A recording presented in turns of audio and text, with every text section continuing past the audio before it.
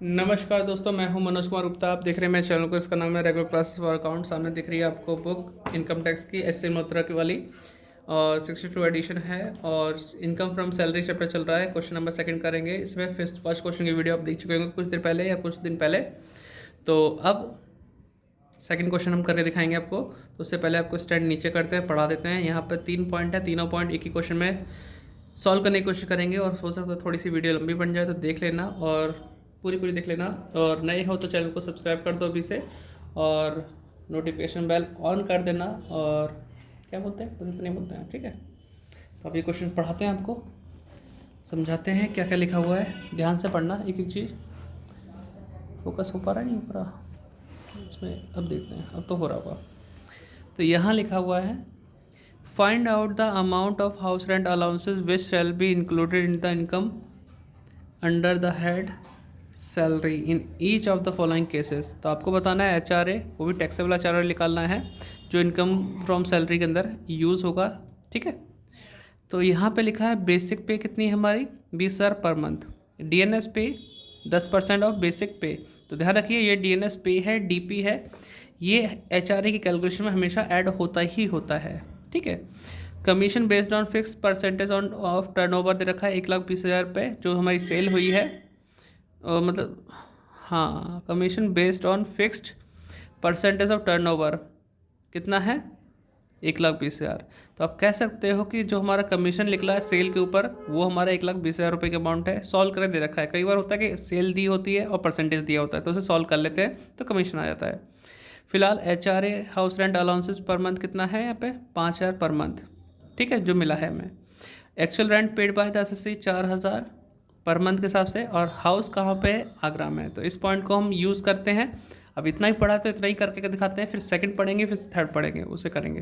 तो first point को करके दिखाते हैं जिससे कि आप सेकंड पॉइंट भी आसानी से कर पाए, ठीक है।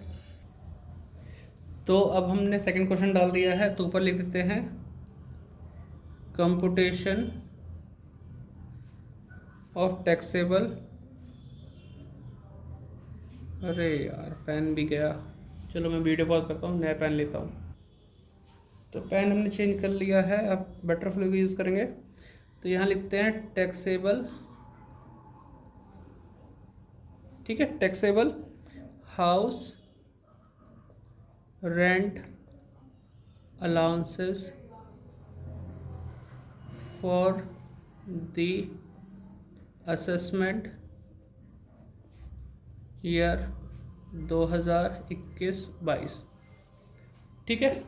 तो इस तरीके से सॉल्व करते हैं। अब यहाँ पे हम फर्स्ट पॉइंट सॉल्व करेंगे ए। तो इसके लिए हमें पता है 3 पॉइंट हम लिखते हैं। सबसे पहले हम लिखेंगे हाउस रेंट अलाउंसेस रिसीव जितना हुआ है। हाउस रेंट मिला था मुझे कितना, 5,000 रुपये। तो 5,000 इंटू 12, 60,000 रुपये मिला, ठीक है। मैं आगे से HRA लिखूँगा शॉर्ट फॉर्म में, फिलहाल स्टार्टिंग है तो सब कुछ फुल फॉर्म में लिखता हूँ। फिर आगे आता है दूसरा पॉइंट। ए पॉइंट सॉल्व करें, इसका फर्स्ट पॉइंट ये होगा, सेकंड पॉइंट यहाँ पे लिखता हूँ, और यहाँ लिखता हूँ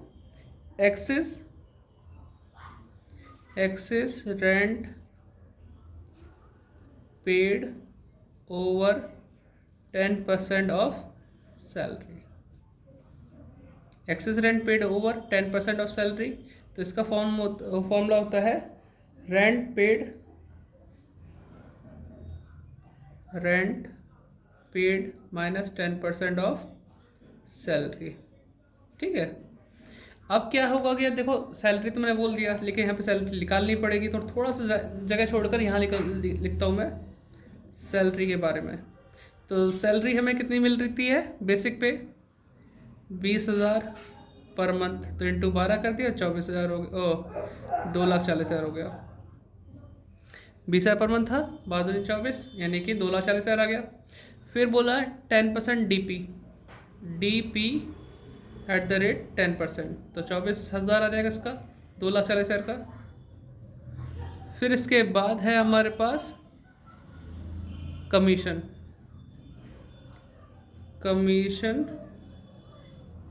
ऑन सेल, जो कि 1,20,000 है। तो प्लस करते हैं फिर बताते हैं, ठीक है। तो ये करीबन बढ़ जाएगा हमारा 2,40,000 प्लस 24,000 प्लस 1,20,000, इतनी अमाउंट है। हाँ, ये है 3,84,000 की सैलरी बैठी, जो हमने सैलरी बोली 10% ऑफ सैलरी, तो सैलरी ये है हमारी, जो इस कैलकुलेशन के पर्पज से यूज़ हो रही है। तो हम यहाँ लिखेंगे रेंट पेड। आगरा में हाउस है, 4,000 रुपये किराया दिया जाता है, ठीक है। तो किराया कितना है? 4,000। तो 4,000 इंटू 12, यहाँ लिख देते, तो 4,000 इंटू 12 48,000 हमारा रेंट हो गया। सैलरी का 10%, तो 3,84,000 का 10% आप निकालोगे तो ये हो जाएगा 38,400। फिर जो बचेगा उसे यहाँ लेतेंगे, ठीक है। तो 48,000 में से माइनस करते हैं, 48,000 माइनस 38,400, 9,600 यहाँ पे आ गया। नंबर तीसरा पॉइंट होता है हमारा अब हाउस था आगरा में, दिल्ली, मुंबई, कोलकाता, चेन्नई से बाहर कहीं भी होगा तो 40% यूज़ होता है, 40% ऑफ सैलरी, ठीक है। और सैलरी है 3,84,000, देख पा रहे हैं। इसका निकालेंगे 40%, तो कितना आया? 3,84,000 इंटू 40 अपॉन, मतलब 40% ही निकाल लो, 153,600। अब इन तीनों में से कम क्या है? तीनों में से कम तो मुझे ये वाली अमाउंट लग रही है, तो उसे लिखता हूँ which ever is less is exempt. तो इनमें से 9,600 हमारा क्या है? एग्जेम्प्ट होगा। तो taxable HRA house rent allowances क्या हो जाएगा? टैक्सेबल HRA, तो HRA कितना मिला था? 60,000। तो इसका फॉर्मूला होता है HRA receipt minus exempt amount. Exempt कितना हुआ? 9,600। तो कितना बचेगा? 50,400। यही हमारा आंसर है। देखो पहले वाले का आ रहा है 50,400 दिख रहा है। अब ऐसे ही करना है सेकंड वाला, ठीक है। तो आप ये फर्स्ट वाला नोट डाउन कर लो, स्क्रीनशॉट ले लो, फिर मैं आगे बढ़ता हूँ। ये वीडियो बड़ी जरूर होगी, लेकिन तीनों पॉइंट इसी में मिल जाएंगे आपको, अलग अलग दिन नहीं देखनी पड़ेगी आपको वीडियो, ठीक है। तो उम्मीद करता हूँ आपने लिख लिया होगा। तो मैं पॉज करता हूँ और फिर पढ़ाता हूँ। तो अब सेकंड पॉइंट पढ़ते हैं। यहाँ पे क्या लिखा है? Second B point, basic salary है 30,000 पर मंथ, DNS अलाउंस लिखा है ना, 10% ऑफ बेसिक पे। हाउस रेंट अलाउंस कितना लिखा है? 5,000। Actual rent paid by SSC 7,000। House कहाँ पे है? मथुरा में, तो यहाँ भी 40% लेंगे। लेकिन बात को गौर करना, यहाँ पर DNS अलाउंस दे रखा है। DNS अलाउंस जुड़ता है, लेकिन जब as per terms of employment लिखा हो तो जुड़ेगा, अदरवाइज नहीं जुड़ता वो, ठीक है। तो हाउस रेंट अलाउंसेस यहाँ जुड़ने का कोई मतलब नहीं बनता। तो इसको सॉल्व कर दिखाएं। चीज़ तो समझ में आ गई होगी इसमें कि हाउस रेंट अलाउंसेस के लिए DNS अलाउंस तब जुड़ता है जब as per terms of employment बोला हो या पार्ट ऑफ सैलरी बोला हो, तो तुम जोड़ते हैं। लेकिन फिलहाल अब नहीं जोड़ेंगे। अब इसको सॉल्व करते हैं बी पॉइंट को। क्वेश्चन का स्क्रीनशॉट जरूर ले लेना, है ना, क्वेश्चन का स्क्रीनशॉट। तो इसको सॉल्व करते हैं, ठीक है। तो इसमें यहाँ बी पॉइंट हमारा यहाँ आ जाएगा। सबसे पहले हम लिखते हैं फर्स्ट पॉइंट HRA, मैं शॉर्ट फॉर्म का यूज़ करूँगा, HRA रिसीव्ड। HRA कितना मिला था इसमें? ढूंढो। हाउस रेंट मिला था 5,000, तो 5,000 इंटू 12 यानी 60,000 का हो गया। Number 2, excess rent paid over 10% of salary. अगर मान लो HRA मिल रहा है और आप अपने खुद के मकान में रहते हैं तो उस समय ये कैलकुलेशन मत करना, सारा का सारा HRA टैक्सेबल माना जाता है। फिलहाल किराए के मकान में रह रहा है, तो देखो रेंट कितना पे किया इसने? रेंट दिया 7,000, तो 7,000। उससे पहले मैं एक फॉर्मूला ले लेता हूँ। यहाँ पे फॉर्मूला होता है rent paid minus 10% of salary. 7,000 into 12 करेंगे तो रेंट पेड हो गया 84,000। तो रेंट पेड हुआ 84,000, लेकिन माइनस 10% सैलरी। अब सैलरी का हिसाब देखा जाए, बेसिक पे 30,000 है, 12 से मल्टीप्लाई करो 3,60,000 आ गया। डीए जुड़ेगा नहीं, कमीशन सेल दिया नहीं है, तो 3,60,000 का ही निकालें हम। 3,60,000 का 10% कितना हुआ? 36,000। 84,000 माइनस 36,000, ठीक है। कितना आना चाहिए?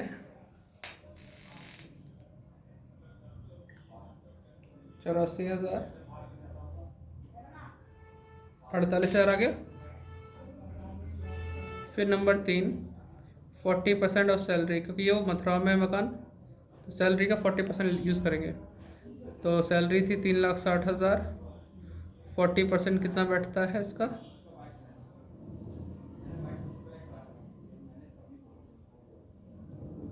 1,44,000। अब तीनों में से कम कौन सा है? 48। तो लिखता हूँ which ever is less is exempt. 48 taxable HRA, इसका हो जाएगा HRA रिसीव्ड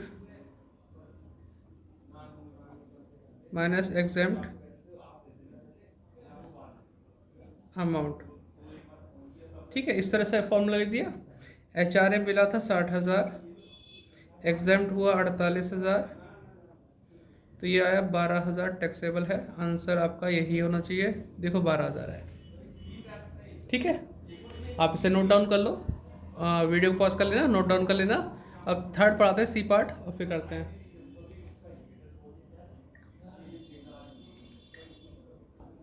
तो अब आपको ये पढ़ के सुनाते हैं सी वाला केस क्या लिखा हुआ है इसमें। बेसिक पे 20,000 पर मंथ, तो साल का 2,40,000 हो गया। DNS अलाउंस 10% ऑफ बेसिक पे बोला है, लेकिन as per terms of employment कहीं भी नहीं लिखा।